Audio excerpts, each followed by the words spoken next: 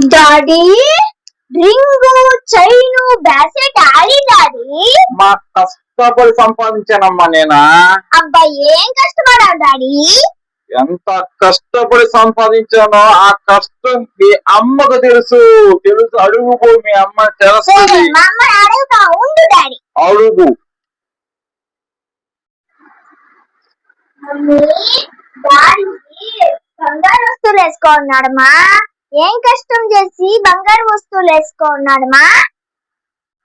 అయ్యా నన్ను పెళ్లి చేసుకోవాలంటే చైను బ్యాస్లెట్ ఉంగరము అవి పెడితేనే చేసుకుంటానని ఆయన డిమాండ్ చేశాడమ్మా. అది ఆయన కష్టం.